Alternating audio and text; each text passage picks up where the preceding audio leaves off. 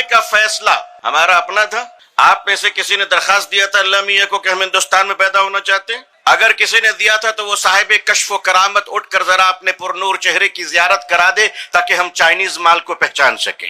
یہاں ہر قسم کے ماڈل موجود ہیں. اللہ تعالیٰ کو کسی نے درخواست نہیں دی کہ ہم ہندوستان میں پیدا ہونا چاہتے ہیں. پھر بتاؤ مسلمانوں، ہندوستان میں پیدا ہونے کا فیصلہ یہ ہمارا ہے، یہ ہمارے خدا کا ہے.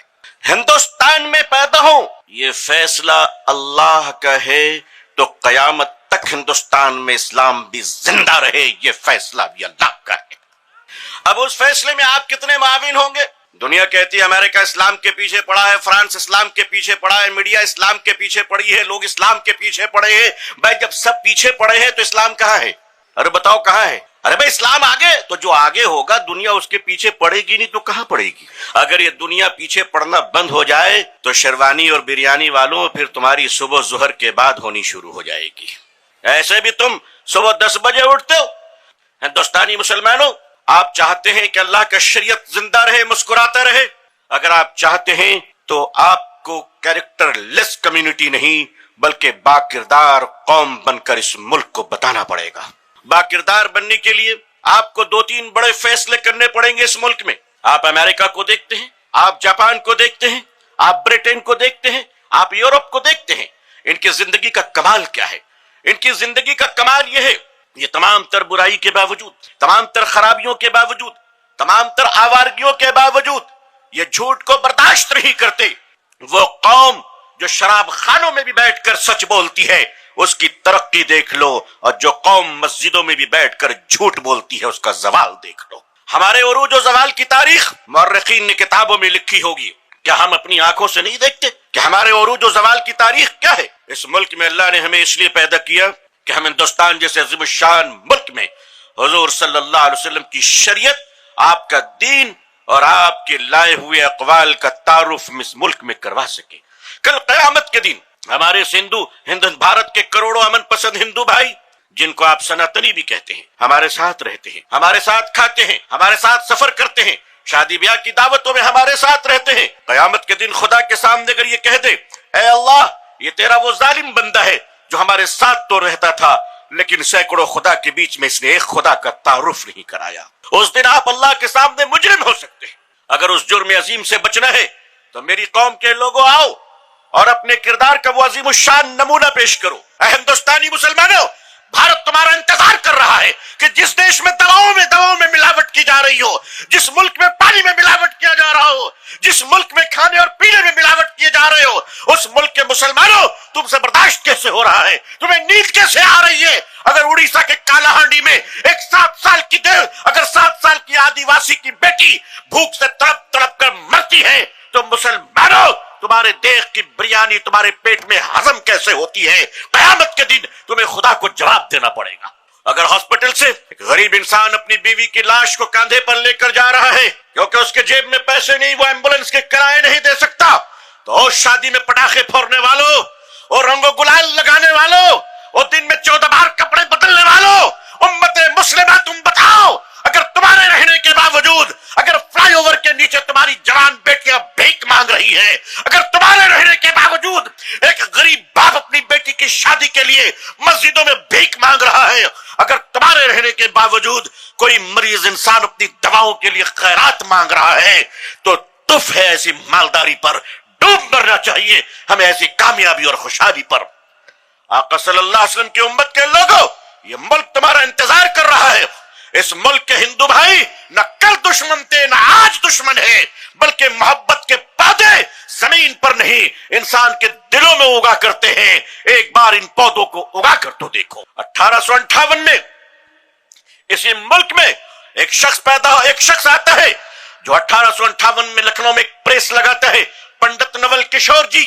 وہ پنڈت نول کشور جی جن کے دوستوں میں حجت الاسلام مولانا قاسم نانوتوی ہوا کرتے تھے، جن کے دوستوں میں حضرت مولانا عبدالحی فرنگی محلی ہوا کرتے تھے، جن کے دوستوں میں مولانا فضل حق خیر آبادی ہوا کرتے تھے، وہ قرآن کی خدمت کرنے والا عظیم انسان اسی بھارت کا ایک ہندو پنڈت تھا جس نے بتا دیا کہ اگر صداقت رہے گی تو وہ صرف تمہاری نہیں بلکہ ہماری بھی ہے.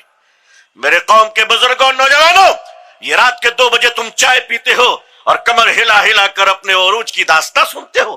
آخر یہ بتاؤ کہ ہمارا ماضی تو بہت شاندار ہے، ہمارے حال کو کس نے لوٹ لیا ہے؟ ہمارے حال کو کس نے مجبور کیا ہے؟ اور مسلمانوں، راتوں میں جلدی سونے کی عادت ڈالو تاکہ تمہارا دن ظہر کے بعد شروع نہ ہو، فجر کے پہلے شروع ہو۔ میری قوم کے نوجوانوں، اپنے کیریکٹر کو ٹھیک کرو۔ آج نشہ نے تمہارے گھروں کو برباد کر دیا ہے، آج تمہاری بیٹی تک کے ہاتھوں میں نشے پہنچ گئے ہیں۔ میری قوم کے بزرگوں، آپ کو اپنے نوجوان نسلوں کی فکر نہیں ہوتی ہے۔ آج پوری دنیا آپ کی دشمن اس لیے ہے، صرف اس لیے ہے کہ آپ نشے کے دشمن ہو، آپ شراب کے دشمن ہو، آپ ڈرگز کے دشمن ہو، آپ پورن انڈسٹری کے دشمن ہو۔ دنیا کی یہ اربوں خربوں ڈالر کی جو بے حیائی کی انڈسٹری ہے، اگر اس کا کوئی دنیا میں دشمن ہے تو وہ تنہا صرف مسلمان دشمن ہے۔ اس لیے سارے لوگ آپ کے دشمن ہیں۔ آئیے آپ کو یہ بتانا ہے کہ آپ صرف اپنی بیٹیوں کے دوپٹے کو عزیز نہیں رکھتے، بلکہ دشمن کی بیٹیوں کی آنچل کی بھی حفاظت کرنا یہ آپ کی مذہبی ذمہ داری ہے۔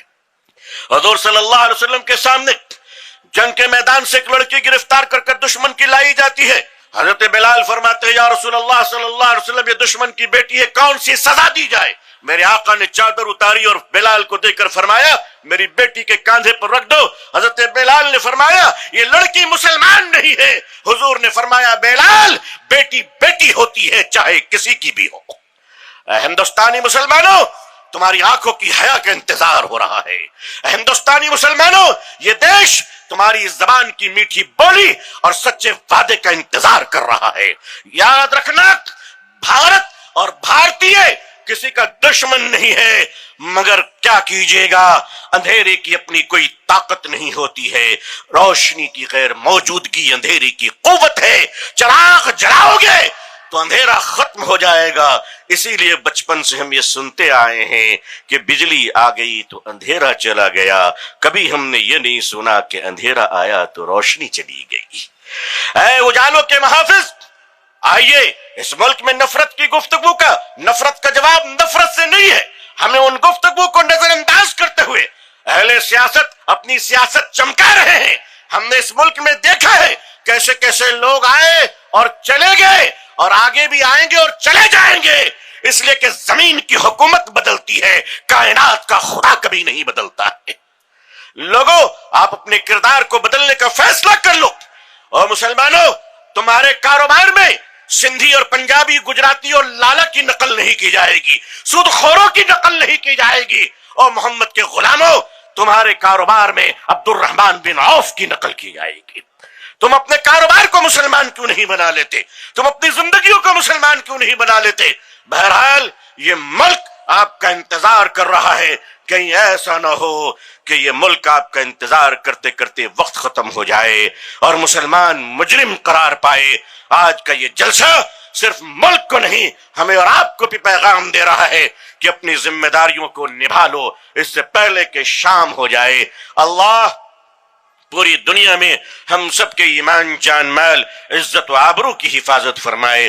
اللہ خوش رکھے، آباد رکھے، اپنی دعاؤں میں یاد رکھیے گا۔ والسلام علیکم ورحمۃ اللہ وبرکاتہ۔